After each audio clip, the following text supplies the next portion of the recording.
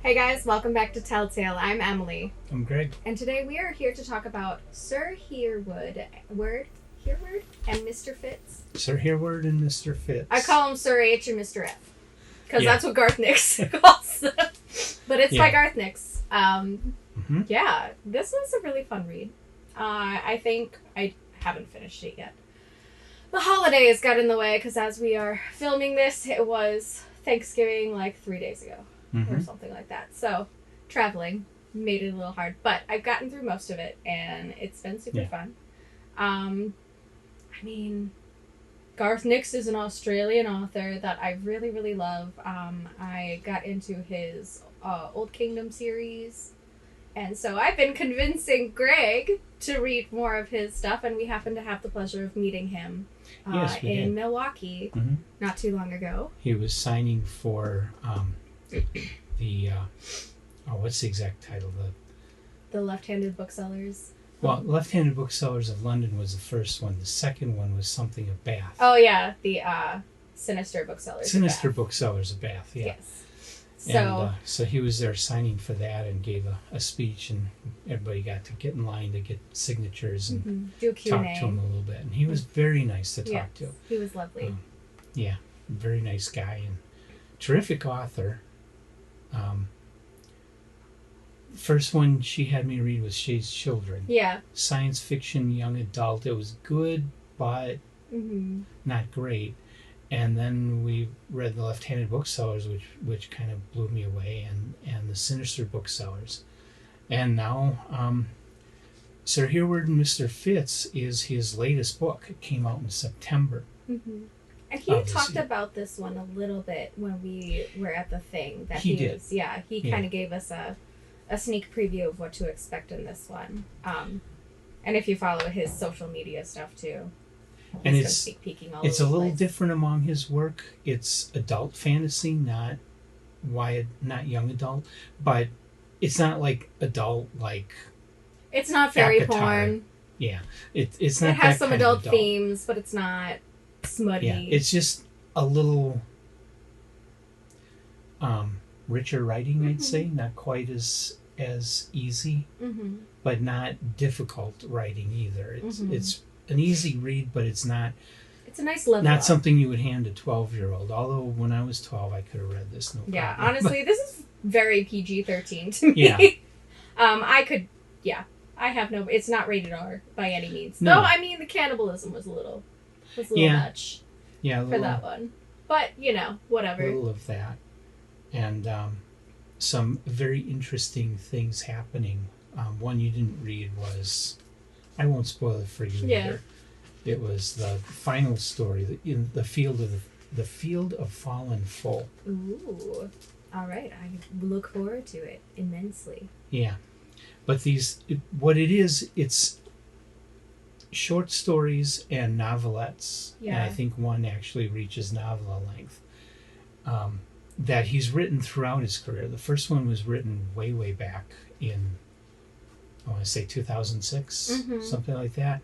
And the last two were written for this book, and the others are they were just sprinkled throughout his career. Yeah, and published in various places. Yeah, serialized short stories with the two main characters of Sir Hereward and Mr. Fitz. And Sir Hereward is a witch.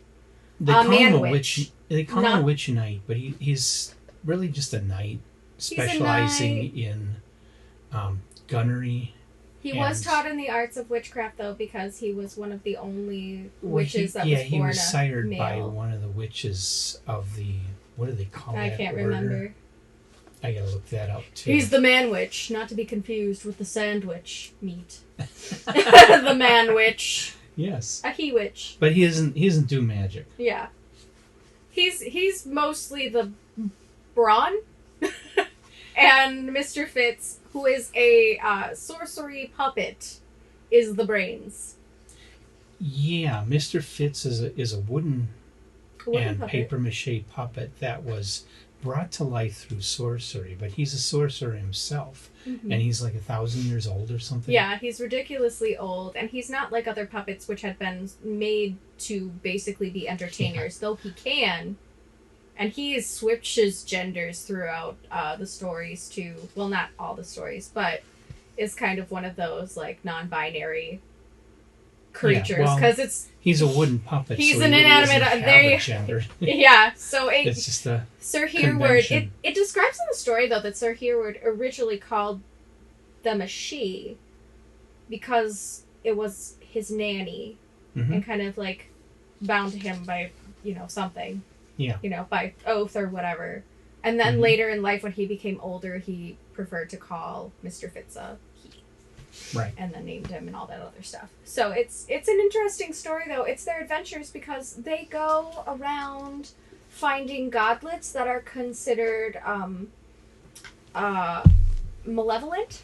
Yeah, and the godlets are interesting. What they are is creatures from another dimension that cross over. And they have powers. And they associate with objects, but or locations even. Or locations, and they most of them are good and actually help people, but some of them are evil and they go around eating people or causing havoc, and those are the ones that creating imbalances in the areas or universe in some manner. It's the evil ones that Hereward and Fitz are charged by. I couldn't find it either. The Society for the Preservation of a Safe World or something like that. Yeah, something like that. Some really ancient sect of knights that basically pledged themselves to get rid of bad gods. Yeah. And, they're a group of witches and all women. And they send Hereward and Fitz out to dispel these godlets. As part of dispel or destroy. And so that's what each of the stories is about. And each of the stories has kind of a similar structure of them going out, and they either are sent to find a godlet or they are sent someplace and they stumble across a godlet and they have to try and destroy it. But the godlets are all different, and that's where the fun of each of the stories comes in, is the imagination that he puts into each of the godlets. Yes. And there's some also really memorable characters. Like, I loved the cannibalistic she-pirate captain. She was pretty awesome. But, yeah, they just run into these really interesting, sometimes people and sometimes godlets, sometimes one or the other, and they kind of all fumble together and all this stuff. Or they run into a guy who knows a guy who knows a guy who knows a godlet kind of thing. And it's pretty fun. It is. You get bits and pieces of their history, too, along the way that makes the story a little more rich with more background information. So it's a fun series. And written in an easy style, but one which is very intelligent and very well done. It's not like Ray Bradbury wordsmithing or Ursula Le Guin wordsmithing, but it's not like Brandon Sanderson or Sarah Moss either. It's a step above them in the quality of writing. So it's very enjoyable writing and very intelligent stories. The characters are really cool. Yeah, There's I loved a fair amount of humor in it. Yes, the humor. I also really enjoy the esoteric needles of mister Fitz, and that is a means of magic. The magic systems are really interesting when you get the snippets of what they actually are throughout. Yeah, that's one I never ran into before, where they have sewing needles. Yeah. As magic wands. Yeah, and it's not even a magic wand. It basically, like, tears and mends reality in many ways, or, like, opens and closes the portals and dimensions in which these beings can come through. It's hinting at it, hints at it, but doesn't really tell you, at least thus far. I don't know if it tells you later in the other chapters, but it's just really interesting that they can do so much.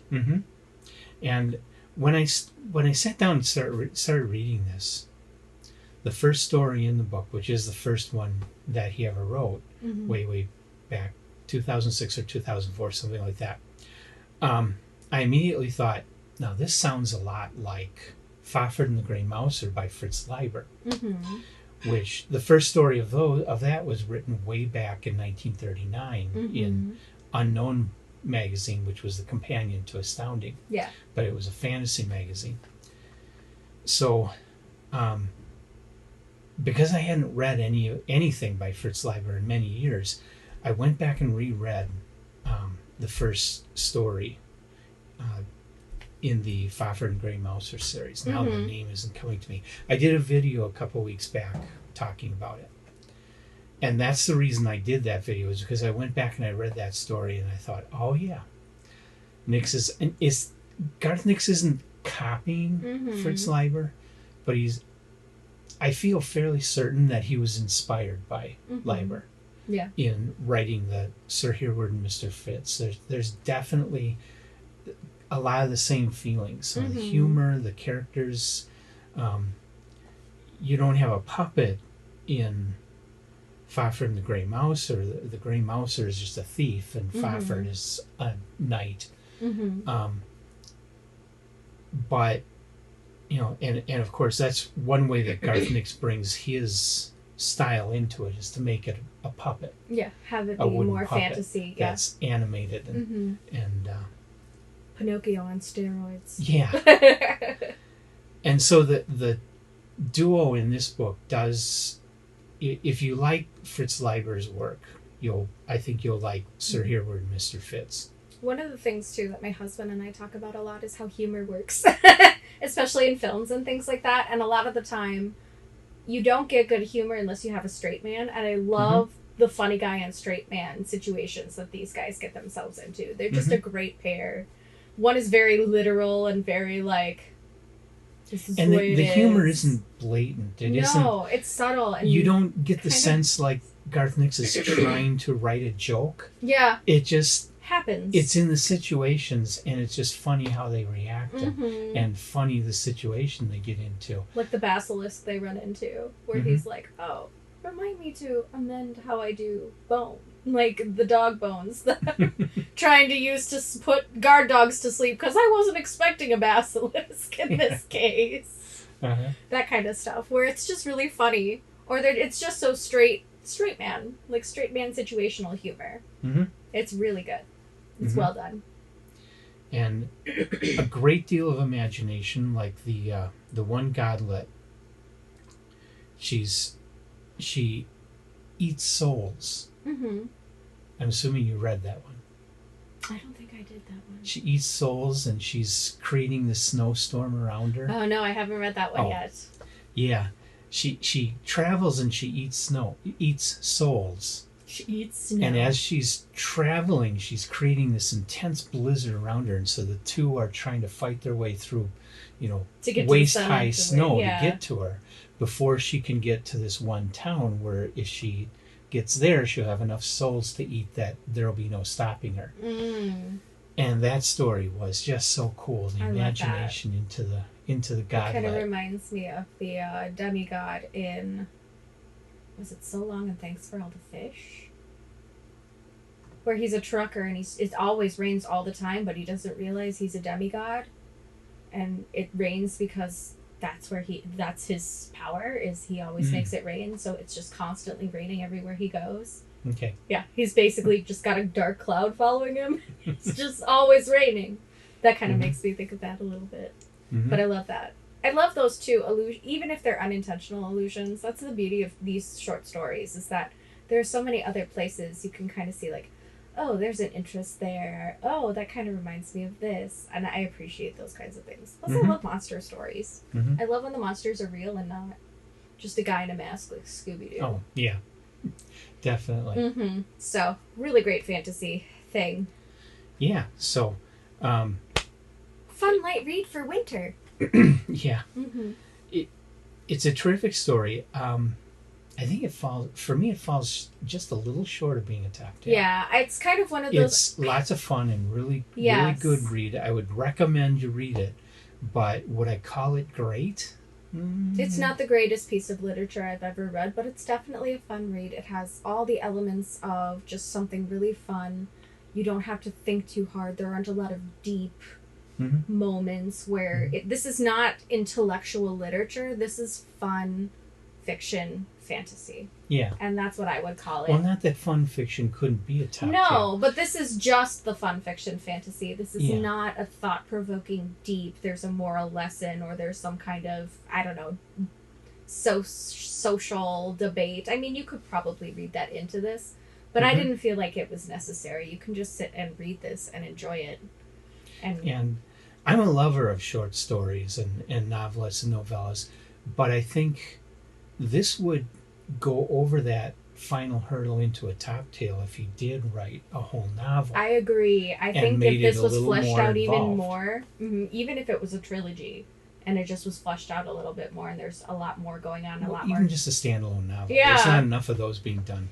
Yeah. But a standalone novel, as opposed to something that's only 40 to 60 pages per story, something that's like 300 pages long and gets into the level of plot. We get some more lore. Like Left-Handed Booksellers of London. Something I think Left-Handed Booksellers of London is a stronger work, actually. Yes, I would agree with that. And you can tell this was serialized because there is some repeat information over and over and over again. So that kind of I think that's what kind of drew it back for me is, he needs that context because you could tell it was serialized. Yeah, me too. Because, the first story was published in Jim Bain's Universe magazine. And then there were some that were published in different anthologies and, kind of spread all over the place. So when these were first published, he knew that the person who was going to come across it likely had never come across these characters before. Yeah. So he had to